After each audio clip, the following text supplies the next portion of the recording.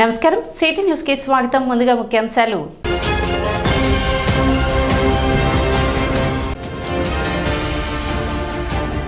తెనాలి పురపాలక సంఘం ఆధ్వర్యంలో స్వచ్ఛతా హీ సేవా కార్యక్రమం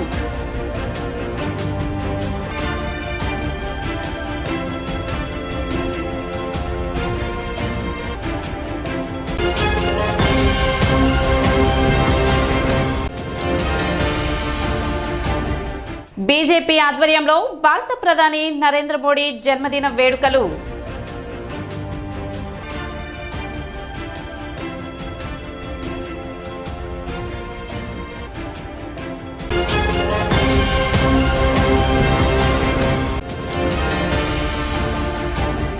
కొల్లూరు మండలం వరద ముంపు ప్రాంతాల్లో దాతల సహకారంతో నిత్యావసర సరుకులు పంపిణీ చేసిన ఎమ్మెల్యే నక్క ఆనంద్ బాబు.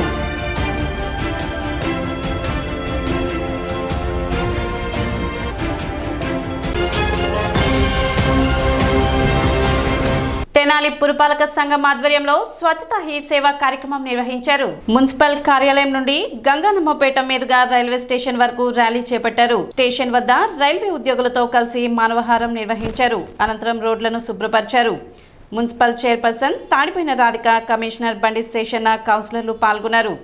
కేంద్ర రాష్ట్ర ప్రభుత్వాల ఆదేశాల మేరకు నేటి నుండి అక్టోబర్ 2వ తేదీ గాంధీ జయంతి వరకు పక్షం రోజుల పాటు ఈ కార్యక్రమంలో భాగంగా ప్రత్యేక పారిశుద్ధ్య కార్యక్రమాలు చేపట్టడం జరుగుతుందని వారు తెలిపారు.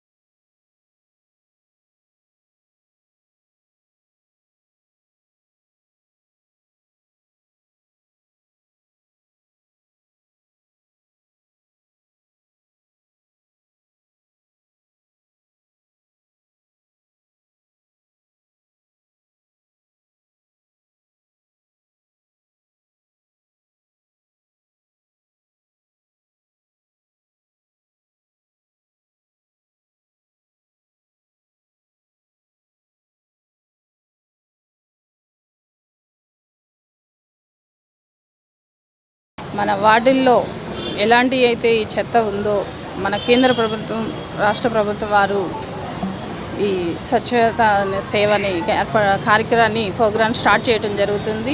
అక్టోబర్ 2వ తారీఖు దాకా ప్రతి వార్డుల్లో ఈ 40 వార్డుల్లో అనేది పరిశుభ్రత అనేది ఈ కార్యక్రమం ఏర్పాటు చేయడం జరుగుతుంది. అలానే ఎలాంటి చెత్త అనేది మన వార్డుల్లో లేకుండా, అలానే డ్రైన్స్ అని ఇలా మన ఇంట్లో ఎంత శుభ్రతగా ఉంటున్నామో బయట రోడ్డు మీద కూడా అంతే పాటించాలని మేము ఈ రోజున ఈ కార్యక్రమానికి శ్రీకారం చుట్టాము. అలానే మా కమిషనర్ గారు, అలానే మన హెల్త్ ఆఫీసర్ గారు, అలానే మన వైస్ చైర్మన్ గారు, అలా కార్యకర్తలు అందరం కలిసి మేము స్వచ్ఛత సేవా కార్యక్రమానికి స్టార్ట్ చేయడం జరిగింది. ఈరోజు మన పట్టణంలో స్వచ్ఛత హీ సేవ అనేటువంటి కార్యక్రమాలు మొదలవుతున్నాయి. ఈ కార్యక్రమం భారతదేశం అంతటా కూడా జరుగుతూ ఉంది. పట్టణాలేమి అలాగే పల్లెలేమి అంతటా కూడా శుభ్రతయే ఆరోగ్యం అనేటువంటి కార్యక్రమం ద్వారా మీ ముందుకు వస్తున్నాం. గమనించండి, ఈ కార్యక్రమానికి గౌరవ మంత్రివర్యులు, గౌరవ చైర్పర్సన్ గారు, గౌరవ వైస్ చైర్మన్లు, గౌరవ వార్డు మెంబర్లు, కోఆప్షన్ సభ్యులు, అదేవిధంగా స్టేక్ హోల్డర్స్ ఏంటంటే అందరూ కూడా రాబోతున్నారు, పాల్గొంటున్నారు. ఈ యొక్క కార్యక్రమం యొక్క లక్ష్యం ఏంటంటే ఇంకా సంపూర్ణమైనటువంటి స్వచ్ఛత. అలాగే ప్రతి ఒక్కరు కూడా భాగస్వామ్యం కావాలి. దీంట్లో ప్రతి ఒక్కరూ భాగస్వామ్యం అయ్యి మన ఊరిని, మన వీధులను, మన యొక్క పరిసరాలన్నిటి కూడా శుభ్రంగా ఉంచుకుంటే కనుక మనము అనారోగ్యము వాటికి అవ్వకుండా ఉంటాము. అందువలన ఆరోగ్యము ఉంటుంది అనేటువంటి యొక్క కాన్సెప్ట్ తోటి రాబోతున్నాం. తెనాలి బీజేపీ ఆధ్వర్యంలో భారత ప్రధాని నరేంద్ర మోడీ జన్మదిన వేడుకలు నిర్వహించారు. స్థానిక శివాజీ చౌక్ సెంటర్లో పార్టీ పట్టణ అధ్యక్షుడు అడప సంపత్ రాయుడు ఆధ్వర్యంలో జరిగిన వేడుకల్లో స్వీట్స్ పంచి ప్రధాని నరేంద్ర మోడీకి జన్మదిన శుభాకాంక్షలు తెలిపారు. ధర్మం కోసం, దేశం కోసం నిత్యం కృషి చేస్తున్న గొప్ప వ్యక్తి ప్రధాని నరేంద్ర మోడీ అని నాయకులు అన్నారు. కార్యక్రమంలో జిల్లా అధికార ప్రతినిధి టి అనంతాచార్యులు, బీజేపీ రాష్ట్ర ప్రధాన కార్యదర్శి గాజుల వెంకయ్య నాయుడు, వెచ్చ నాగరాజు, దారా సాయి గుప్తా, వెంకటేశ్వరరావు, సికా రవీంద్ర, కుసుల్రాజ్ జైన్, దద్దుకూరి హనుమంతరావు, వీరయ్య, యాడ్స్ మల్లి, సుధాకర్ తదితరులు పాల్గొన్నారు. 150 కోట్ల భారత ప్రజల ప్రియతమ నాయకుడు, భారత ప్రజలకే కాకుండా యావత్ ప్రపంచంలోనూ పేరెన్నికగల నాయకుడు నాగరాజు గారు మన ప్రధాని నరేంద్ర మోడీ గారి 74వ జన్మదిన సందర్భంగా అభినందనలు తెలియజేస్తున్నాం.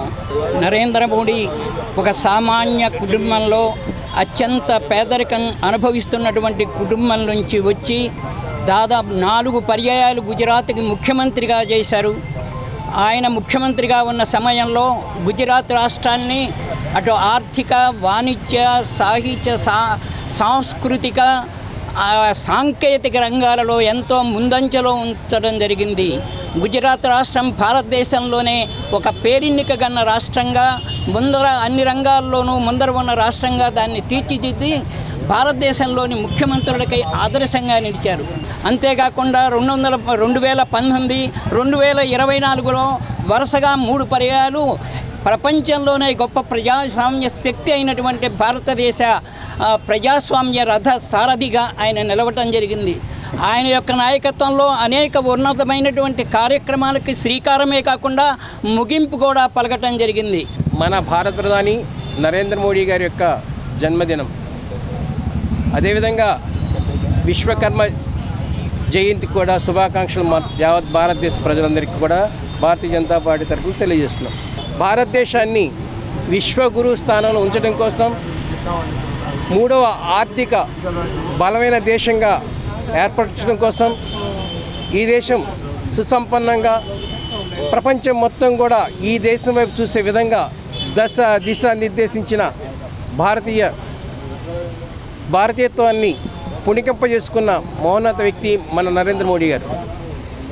ఏ విషయంలో తీసుకున్నా, క్రమశిక్షణలో తీసుకున్నా, భారతదేశ ఆర్థిక పరిపుష్టిలో తీసుకున్నా, ఎక్కువ కాలం సంపూర్ణ ఆరోగ్యంతో ఈ భారతదేశాన్ని విశ్వవ్యాప్తంగా గొప్ప దేశంగా చెప్పుకునే పరిస్థితికి కల్పించడానికి వారికి ఆ దేవదేవుడు వారికి సంపూర్ణ ఆయుష ఆరోగ్య ఐశ్వర్యాలు ఇవ్వాలని కోరుకుంటున్నాం. పట్టణ వన్ టౌన్ పరిధిలో దొంగతనాలకు పాల్పడుతున్న పలువురు నిందితులను అరెస్ట్ చేసినట్లు వన్ టౌన్ ఎస్ఐ కరీముల్లా తెలిపారు.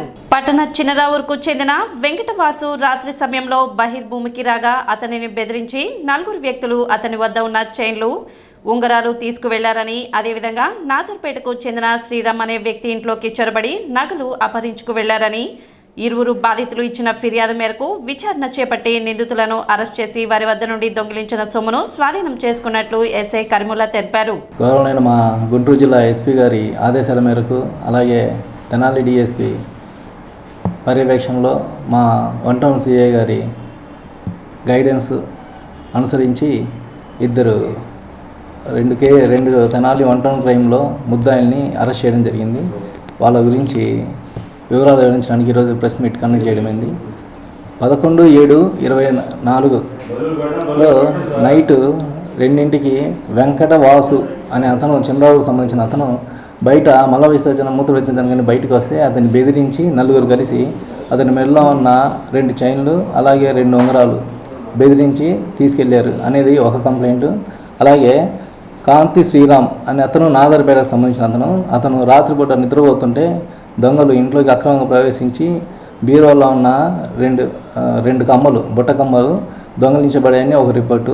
ఈ 2 రిపోర్టులు తెనాలి వన్ టౌన్లో రిపోర్ట్ చేశాక క్రైమ్ నెంబర్ 193/200 క్రైమ్ నెంబర్ ప్రకారం వీటిని ఎఫ్ఐఆర్ రిజిస్టర్ చేసి దర్యాప్తు చేయడమైంది. దర్యాప్తుల్లో ఈరోజు రాబడిన సమాచారం మేరకు ముద్దాయిల క్రెడిబుల్ ఇన్ఫర్మేషన్ ఉండడంతో వాళ్ళని అరెస్ట్ చేయడానికి మీడియేటర్ను తీసుకుని వెళ్ళి వాళ్ళని వెంబడించి పట్టుకున్నాం. వారి దగ్గర నుంచి దొంగలించబడిన సొత్తు, ఒక చైను, ఒక నల్లపూస దండ, ఒక జత బుట్టకమ్మలు, 4 చిన్న ఉంగరాలు, ఒక పెద్ద ఉంగరం ముద్దాయిల దగ్గర నుంచి మీడియేటర్ సమక్షంలో సీజ్ చేసి వాటిని వీడియో రికార్డ్ చేసుకుని కోర్టుకి హాజరుపరచడానికి ఈరోజు రిమాండ్ రిపోర్ట్ రెడీ చేసుకుంటున్నాం. తెనాల్లో జరిగిన దొంగతనాలు కాకుండా ఈ ముద్దాయిలు 12 కేసుల్లో ముద్దాయిగా ఉన్నాడు. పార్దోనే అతను దుగ్గిరాల్లో 1, కొల్లిపల్లిలో 2, తెనాల్లో రూరల్ స్టేషన్లో 1, తెనాలి వన్ టౌన్లో 3, వేటపాలెంలో 4 కేసులు, అలాగే మా దగ్గర 2 కేసులు. ఈ కేసులతో పాటు తెనాలి 3 టౌన్లో కేసులో ప్రాపర్టీ కూడా 1 రికవర్ చేయడమైంది. పార్దోనే అతను చేబ్రోల్లో గంజాయి కేసు, అలాగే ఒక స్కూటీ దొంగలించిన కేసులో కూడా పార్దోనే అతను ముద్దాయిగా ఉన్నాడు. వాళ్ళకి కేసు గురించి సంబంధించిన ఎస్హెచ్ఓలకి ఇన్ఫర్మేషన్ ఇచ్చాం. వాళ్ళు పీటీ వారెంట్ వేసుకొని వాళ్ళు దర్యాప్తుని కొనసాగిస్తారు. రికవరీ చేయబడిన సొత్తు సుమారు 2,80,000, మొత్తం 45 గ్రాములు. వేమూరు నియోజకవర్గం కొల్లూరు మండలం చింతల్లంక గ్రామంలో వరద బాధితులకు నిత్యావసర సరుకుల పంపిణీ నిర్వహించారు. ఎన్ఆర్ఐ టీడీపీ ఆధ్వర్యంలో మాజీ మంత్రి మరియు వేమూరు ఎమ్మెల్యే నక్కానంద్ బాబు చేతుల మీదుగా వరద బాధితులకు నిత్యావసర సరుకుల పంపిణీ కార్యక్రమం జరిగింది. అరవింద వారధి సృష్టికర్త వేమూరి లక్ష్మయ్య జ్ఞాపకార్థం వారి మనవడు వేమూరి అరవింద్ వరద బాధితులకు నిత్యావసర సరుకులు పంపిణీ చేశారు. కార్యక్రమంలో టీడీపీ, జనసేన పార్టీకి చెందిన నాయకులు, కార్యకర్తలు పాల్గొన్నారు.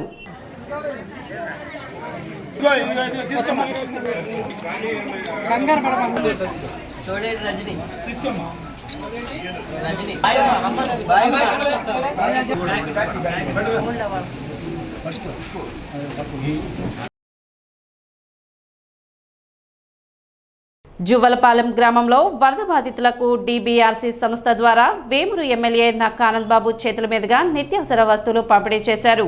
5 కేజీల బియ్యం, కేజీ కందిపప్పు, 5 కేజీల గోధుమ పిండి, కేజీ వంట నూనె, ఈ విధంగా 10 రకాల వస్తువులను వరద బాధిత కుటుంబాలకు అందజేశారు.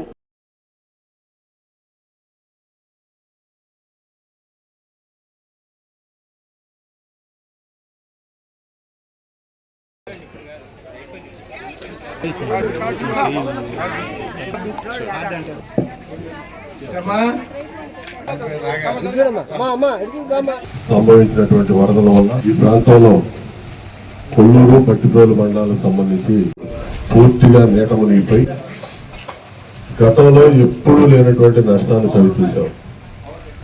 గతంలో ఎప్పుడు పడినటువంటి కష్టం ఈసారి వరదల వల్ల ప్రజలు కూడా చవిచూసినటువంటి పరిస్థితి. ఎందుకంటే వరదలు వస్తున్నాయి, జాగ్రత్తగా ఉండండి, అందరూ సురక్షిత ప్రాంతాలకు తరలి వెళ్ళండి, ప్రమాదకరమైన పరిస్థితులు ఈ వరదలు ఉంటాయి, అన్ని గ్రామాలు కూడా చుట్టాల్సి అని ముందుగానే ప్రభుత్వం హెచ్చరించింది. అయినా కూడా మనం ఎవరూ కూడా అంత పెద్దగా లక్ష్య పెట్టాల. ఎందుకంటే రొటీన్ మనకి వరదలు అనేవి ఈ ప్రాంతంలో మీరు చాలా వరదలు చూశారు కాబట్టి ఏం పర్వాలేదు అనే దాంతో అందరూ కూడా గ్రామాలు వదిలిపెట్టి రావడానికి ఎవరు ఇష్టపడతారు. కానీ ఆ వరద మాత్రం ఎప్పుడు లేని విధంగా 11.5 లక్షల క్యూసెక్కుల వరద రావటం అనేది బహుశా చరిత్రలో మొట్టమొదటిసారి మనం వచ్చినటువంటి వరద. చాలా భయంతో బిక్కుబిక్కుమంట 2-3 రోజులు గడిపినటువంటి పరిస్థితి. ప్రభుత్వం ముందుగా హెచ్చరించింది, తర్వాత వెంటనే అప్రమత్తమైంది. ఎక్కడ కూడా ప్రాణ నష్టాలు జరగకుండా నివారించడానికి అన్ని చర్యలు తీసుకున్నాం.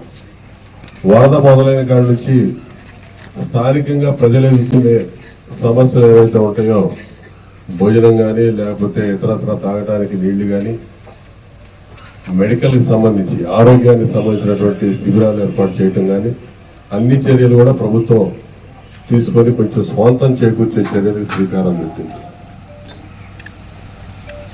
అంతేకాకుండా స్థానికంగా మరి దూరపాలెం లాంటి గ్రామాల్లో రవికిరణ్ గారు మరి మీ గ్రామంలో అయితే మొత్తం అన్ని తానే చూసుకున్నాడు. మీకు ఏ ఇబ్బంది వచ్చినా కూడా ఆ వారం 10 రోజులు అన్ని రకాలుగా మీకు ఆదుకుంటూ చేదోడు ఓదడుగా ఉండి అన్ని రకాలుగా ఏ విధంగా అండగా ఉన్నాడో నాకు తెలుసు స్వయంగా. ఈ లంక గ్రామాల్లో ఈ వరద ప్రభావానికి నష్టపోయినటువంటి ప్రజల్ని ఆదుకోవడానికి ప్రభుత్వంతో పాటు అనేక స్వచ్ఛంద సంస్థలు కూడా వరద భక్తిగా వారికి చేతనైన సహాయం చేయడానికి ముందుకొచ్చారు. ఒకరు దుప్పట్లు ఇచ్చారు, బట్టలు ఇచ్చారు, ఒకరు బియ్యం ఇచ్చారు, కొంతమంది 2-3 రకాల సరుకులు ఇచ్చారు, 4 రకాల సరుకులు ఇచ్చారు. ఏదో ఒక విధంగా ఒక దాతృత్వ హృదయంతో వారి కులదాల్లో సహకారాన్ని అందించడానికి ముందుకొచ్చారు. అందరినీ కూడా మనస్ఫూర్తిగా నేను అభినందిస్తా ఉన్నాను. ఇప్పుడు ఒక చిన్న విరామం.